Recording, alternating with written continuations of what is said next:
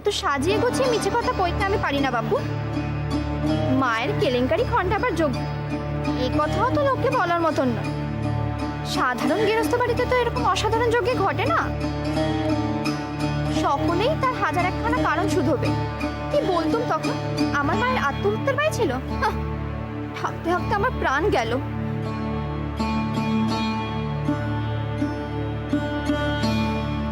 দিদি ভেতরে চলো।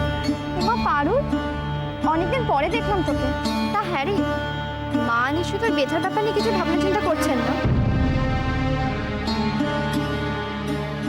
এত ধিঙ্গি হয়ে গেছিস, আমার হুট করে বাইরে চলে এলে যে?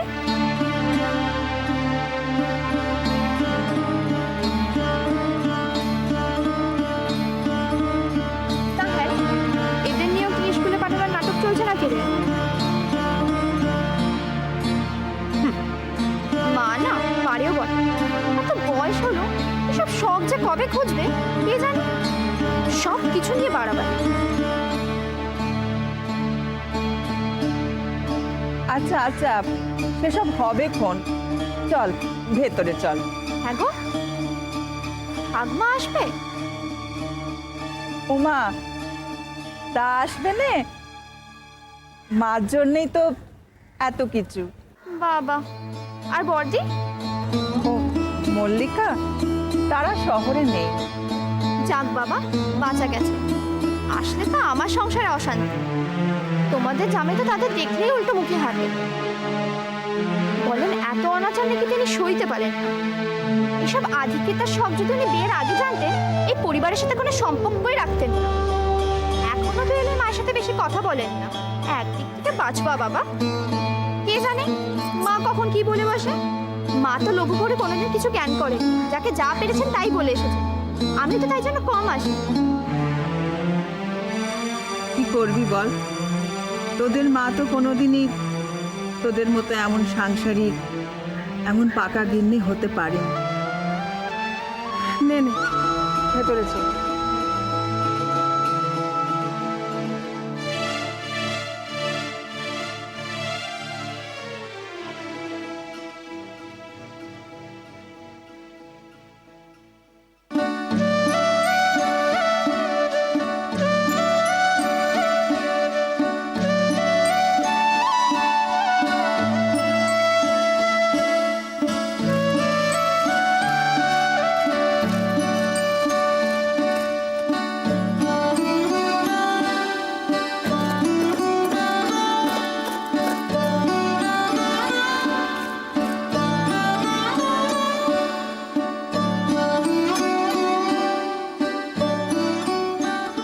বাবা, যজ্ঞের আয়োজন তো বিরাট। তা সব হবে কখন? তুই এসে গেছিস? একা এলি? ছেলেমেয়েরা আসবে না? জামাই? তিনি আসবেন ও বেলা, ছেলে মেয়ে আসবে না। উনি মানা করলেন, বললেন এলেই তো হাজারখানা প্রশ্ন করবেন। কিসের যজ্ঞী, কি বৃত্তান্ত, সব দেহ সত্যি বোঝাতে বোঝাতে তো মুখের রক্ত উঠে যাবে। বাবা, এই শুনেই তো আমার শ্বশুর বাড়ির লোক হেসে বাঁচে না।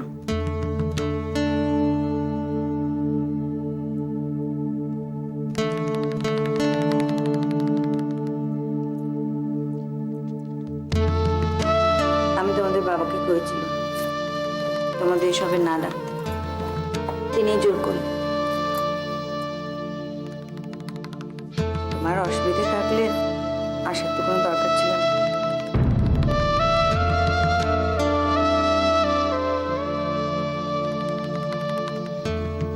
তুমি কই দিলে মিটে যেত।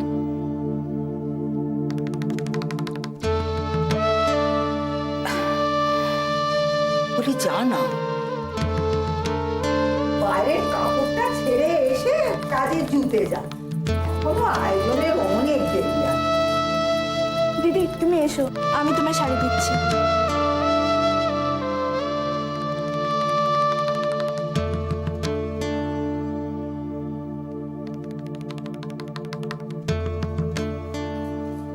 বাবা, চাপাটা ছোটবেলায় তোর কিনা ওটাই ছিল না?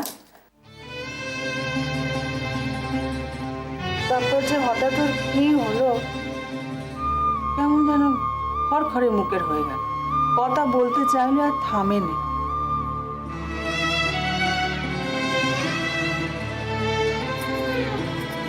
যেদিন থেকে ও আর সবার মতো বুঝে গেছে ওর মায়ের সবটাতেই বাড়াবাড়ি।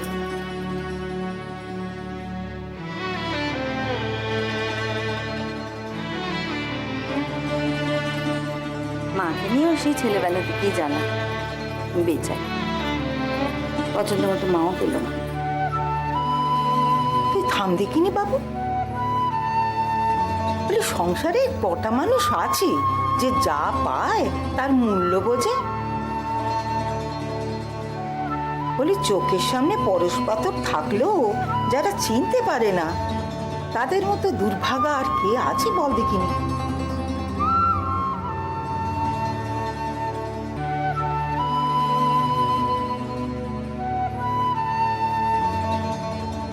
হ্যাঁ গো, জামাই কি এখনো গোমতেই থাকে? হ্যাঁ, গেলবার তো ও বাড়িতে ওর সাথে আমার দেখা হয়েছিল। কলকাতায় নাকি দুদিনের জন্য এসেছিল।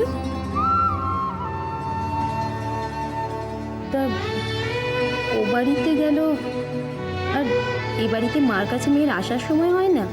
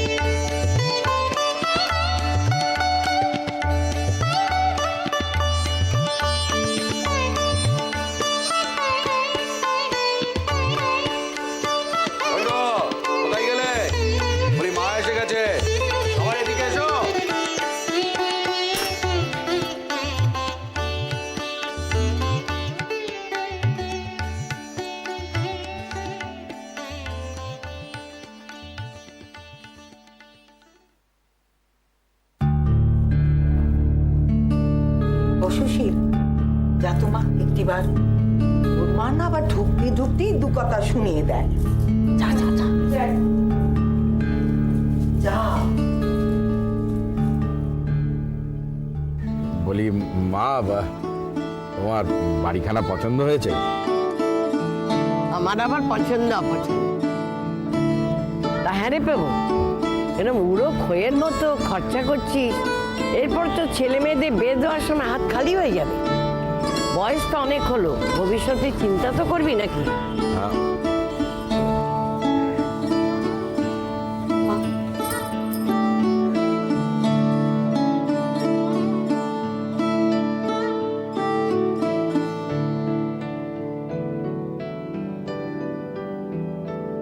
থাক থাক মা, বেঁচে থাকো, পায়ে হাত দিও না, বাইরে পাশে থাকো।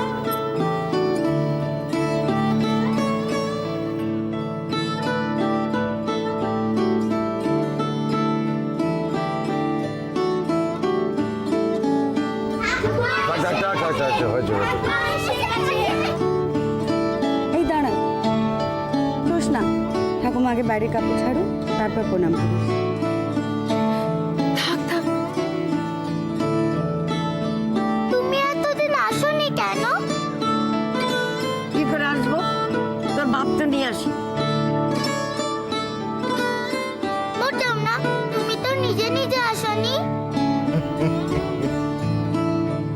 বলেছে? তোর বাপ?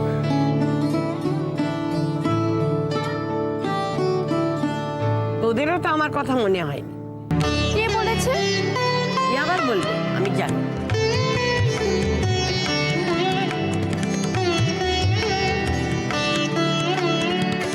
আরে ওদের কথা বাদ দিন, তোরাও তো একবার খবর নিস না, একবার গিয়ে শুধোস না যে ঠাকুমাটা তোর মরে গেছে না বেঁচে আছে।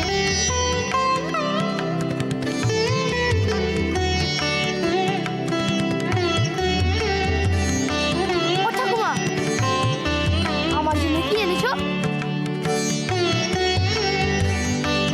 ও আবার কি কথা? সত্যি তো কিছুই তো আনিনি। প্রত্যেক তোমার কুলের আচার খাই। তুমি তো জানো আমি কত ভালোবাসি। আনুনি কেন? আচ্ছা আচ্ছা, হয়েছে হয়েছে। এবারে ঠাকমাকে ভেতরে এসে কাপড়টা বদলাতে দে, তারপর না হয় ঝগড়া করবি। বড়দা, পেভারা এলো না?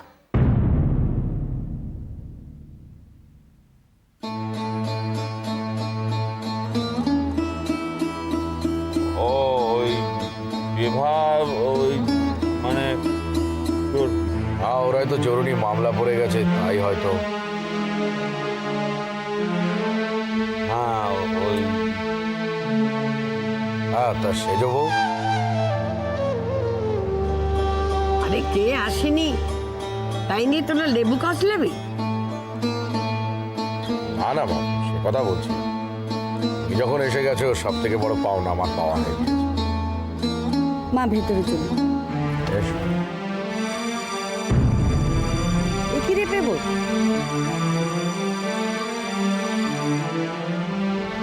এই তুই কি করেছিস? এই মেয়েকে তুই গলার কাঁটা করে ধরে রেখেছিস?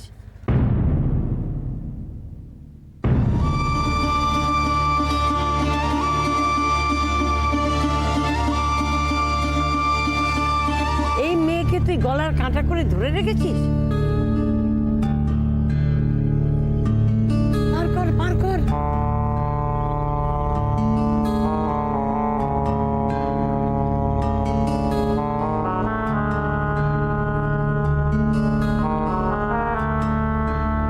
এরপর তার পাত্র জেটাতে পারবি না।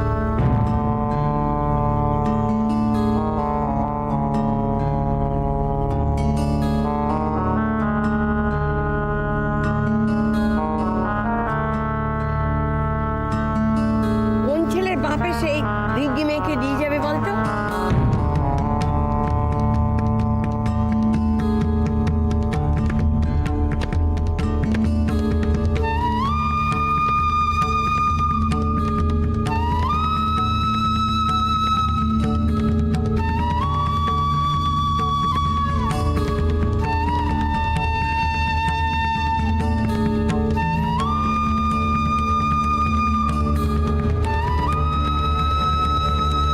ওমা সেসব নিয়ে পরে ভেবো। তুমি তো আর আজই নাতনির বেদিতে দৌড়চ্ছ না, আগে আজকের কাজখানা ভালোই ভালোই মিটুক, ওসব নিয়ে পরে ভাবা যাবে। ও ভেবো এবার দাঁড়িয়ে রইলি কেন? চল। হ্যাঁ হ্যাঁ, ভেতরে চলো, এসো এসো। হ্যাঁ বেগায় চলো, এসো মা।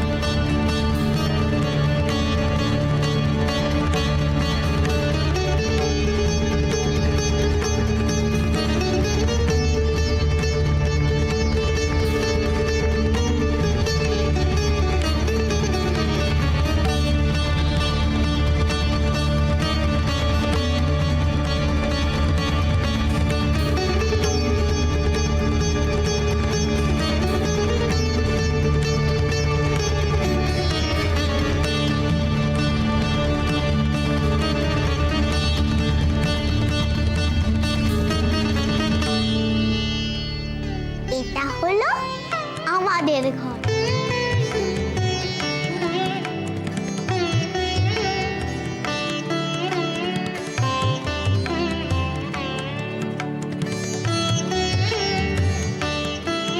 আমাদের মানে? মানে এই ঘরে আমি আর মেজদি থাকি। বাবা, ঘরে তো সাহেবই ব্যাপার। ব্যাপার? হ্যাঁ, মহারানী রাজত্রী বলে কথা, আর ইচ্ছেতে তো সব ব্যবস্থা হবে। কচি কচি ছেলে মেয়েদের আলাদা আলাদা ঘরে রাখা। তাহলে মাকে ছেড়ে রাত্রি ঘুমোতে ভয় করে না? না, ভয় করবে কেন? কিসের ভয়? কিসের ভয়? কথার একবারে ফুলঝুরি। জানো তো ঠাম্মা, মেজদি আমাকে কত গল্প শোনায়। গল্প শুনতে শুনতেই তো আমি ঘুমিয়ে পড়ি। ও ঠাকুমা, এই দেখো।